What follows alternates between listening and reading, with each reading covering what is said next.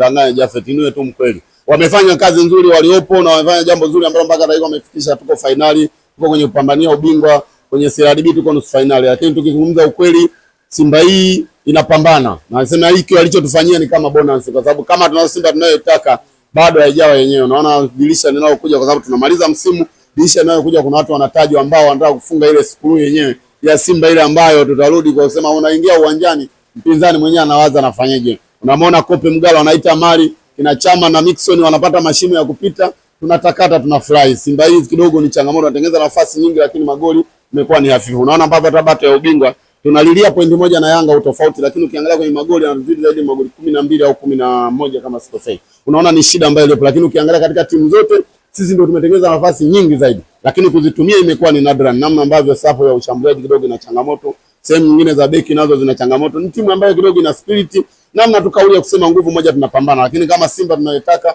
haijawa hii. Kwa hiyo kuzungumzia kusema miaka 4 kwenda hivyo, tusubiri kwanza dirisha kubwa tufunge skuru yenyewe, maana kwa sababu kama njia Sadu ndo anachonga barabara, nafikiri safari yenyewe ya kuweka lami bado haijawa sahihi. Haumuoni kwenye matumizi makubwa sana ya nguvu, ila unamuona kwenye kutumia maarifa katika kuchukua nafasi ya hatari kutoka kwa mpinzani na kunufaisha timu anayoidumia ambayo ni Simba Sports. Jean Shalea Ahoua hat-trick aliyoipata katika uwanja wa KMC, namba zinazidi kumpeleka huko. Wengi wanaona kama ana nafasi ya kuwa MVP wa msimu wa ligi kuu soka Tanzania bara. Unaliona hilo au bado nafasi ipo kwa watu wengine?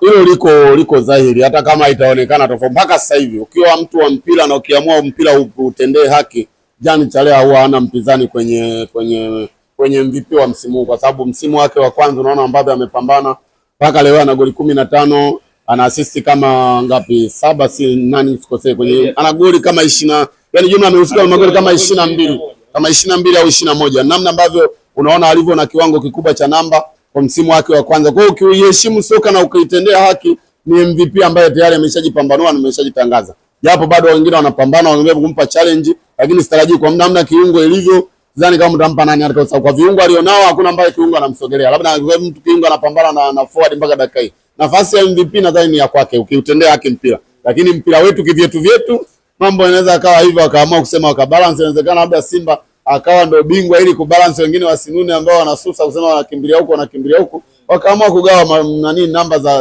za zawadi kwa wachezaji ili kubalance mchezo. Kwa nini kwa matarajio ya mpira na kuheshimu mpira, MVP ni Jean Ahoua. Jambo lilihamishiwa bungeni na baada ya wabunge kuzungumza, jambo likahamia klabuni kwa maana ya klabu ya Young Africans, na kubwa hasa ni kusisitiza kuwa hawachezi. Swala hili la dabi ya Kariakoo kuhairishwa na wabunge kutoa hoja mbalimbali wakiwa wamegawana upande wa Simba Sports pamoja na Young Africans. Unaona ni namna ya kutafuta busara ili dabi ya Juni 15 iweze kuchezwa? Mimi nawaunga mkono. Nilikuwa shabiki wa Simba ambaye yuko tofauti na watu. Mimi nawaunga mkono. Yaani Yanga wao ni wakubwa, wangangania hilo la kutokucheza. Wakicheza nadhani watakuwa naikosea klabu yao ambayo slogan inasema daima mbele nyuma mwiko.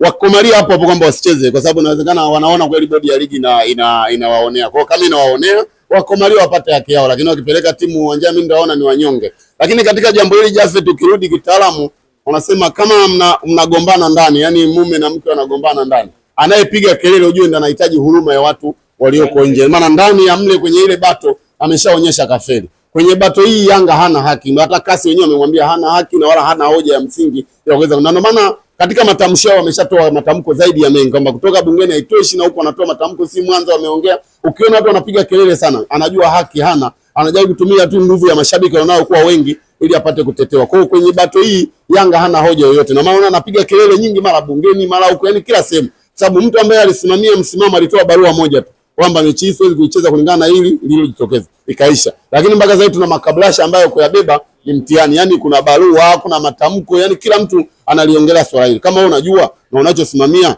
ni utaratibu, ongea mara moja basi ishe kuliko kelele kila sehemu. Ndio maana nikamwambia ubaya ubwela tulio introduce aliyeleta ubaya ubwela. Nilikwambia Jafet, nafikiri interview nyingi zilizopita kwamba milio tunayotarajia bado haijatoka. Sasa kama nafikia sasa mpaka wabunge nao wanatoa milio, nadhani shughuli imeshachanganya Jafet. Kwa hiyo tuangalie namna ilivyo. Nadhani mpaka tarehe 25 kuna milio itaongezeka zaidi kwamba Simba baada ya kunyanyua ndoo ya shirikisho watazidi kutoa milio. Hawakutarajia hili, na maana wanatoa milio ya kila aina.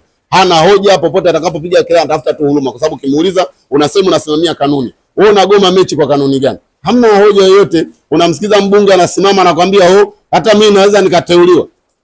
Kwenye vyeo vya TFF hakuna kuteuliwa. Vyeo vya TFF ni wanachaguliwa. Anayeteuliwa labda ni katibu mkuu, angesema labda anaanza kateuliwa, lakini watu wote wanachaguliwa. Bodi ya ligi wanakutana, vilabu vyote wanapiga kula, nadhani ndio wanapatikana pale.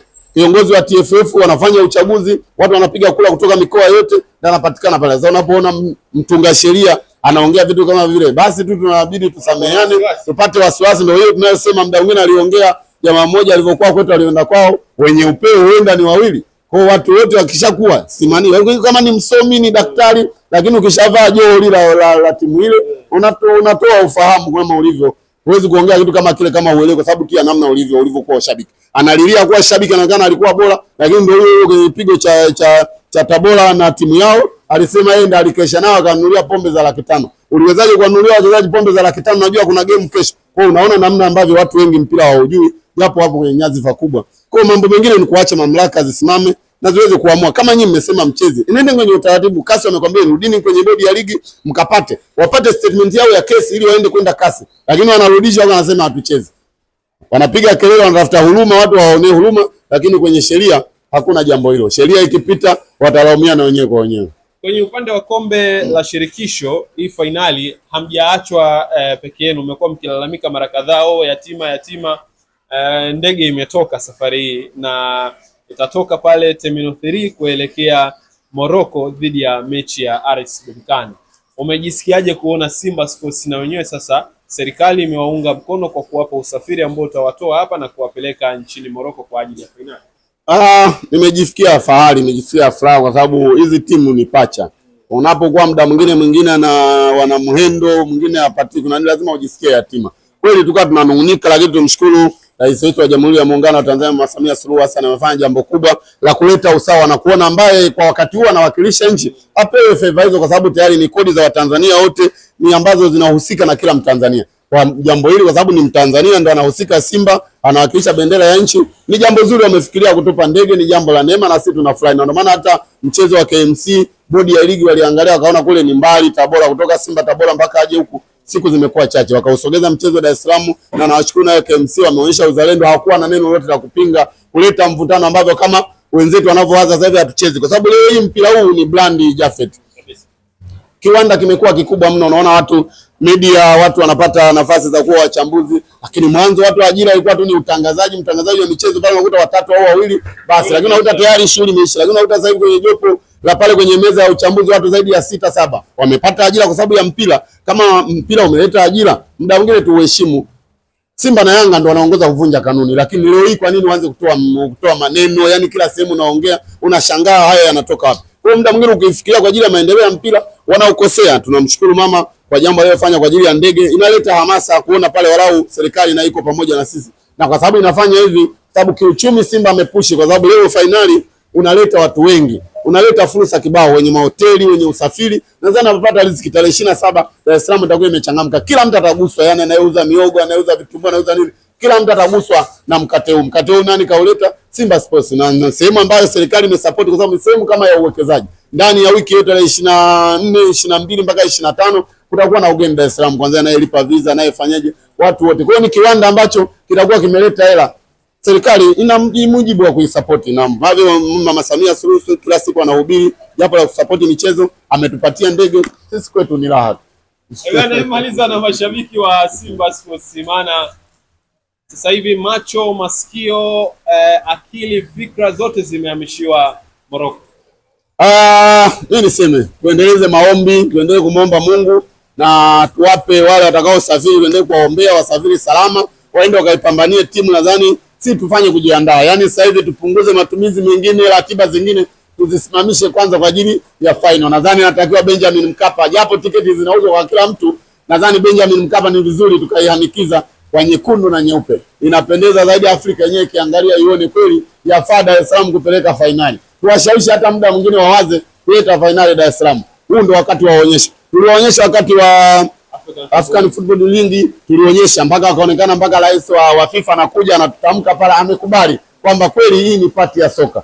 Fainali ni sehemu ya pati ya soka, kama tunavyosema mpira ni fair play, mpira sio ugomvi. Mimi nashangaa majirani zangu, tumesajili timu, twende tukacheze. Kwa mimi naambia mashabiki wa Simba, tupunguze matumizi. Kama ulikuwa unakula milo mitatu, punguza milo mmoja, endelea kuweka kile kibubu, ili siku ikitangazwa tiketi usije ukasema bwana sina kiingilio. Nimetoa taarifa mapema, tukaunganishe nguvu moja. DNA tuliyopanda ile ya Simba Day, nadhani sasa ndio tunaenda kumalizana na wachezaji, tuambie tulichowakabidhi tumefanya kazi nzuri. Tukabebe ndoo tarehe 25, ndio flat uliona. Nadhani tukibeba ile ndoo tutakuwa hatuna shida. Nadhani naweza tukawapa hata favor hao wanaogomea, maana tayari wanajihisi msimu huu watatoka patupu kwa sababu ya ubaya ubwela. Kama waliweza kuichukua tunzo ya mashabiki bora katika michuano ya African Football League, basi wanatakiwa kudhihirisha tarehe 27 katika uwanja wa Benjamin Mkapa. Hali ya Dar es Salaam ni mvua ambazo zinaendelea kunyesha na tunashukuru joto limepungua. Laurensi, mimi nakushukuru sana kwa time yako na kushukuru kwa kutupa nafasi ya kuongea na wewe my brother. Hata mimi nashukuru Jafet. Ni jambo zuri kwa sababu namna tunavyowapelekea walaji ni jambo zuri, kwa sababu mpira unapokuwa umechezwa watu wanataka kusikia. Pia huko online wanahitaji kusikiliza kwenye redio. Kwa hiyo kila mtu anaposikia tunaozungumzia mpira ni jambo zuri, kwa sababu tayari unaanza kuleta watu waendelee kuupenda, anaweza kuusogea mpira. Unapokuwa online wanakutana na mpira, wakifungua redio wanakutana na mpira, basi inakuwa ni furaha. Na Mpanzo analeta burudani, Ahu analeta burudani, kuna ndimu Kagoma, ndimu Ngoma, basi burudani tele. Dipolo walivyowazia wamebaki wameduana. Nadhani na leo watoe tamko kwamba hawachezi. Mara baada ya Simba kumaliza shughuli zake wanachotamka hatucheze. Basi tuendelee na mkadoniambia. Kuna mtu anafika sasa wamelala hata vitandani na wake zao katikati ya usiku. Hapo tucheze. Ni namna ambavyo wamepagawa. Sasa hatu tuelewe. Na mumeelezea nani? Mshazungumza mara moja, tumalize shughuli, tukutane kwenye mechi. Bwana, mimi naweka nukta nyuma ya kamera. Mtu makini Augusto Tabibu, langu jina Jafet wa Mipango, nikutakia wakati mwema.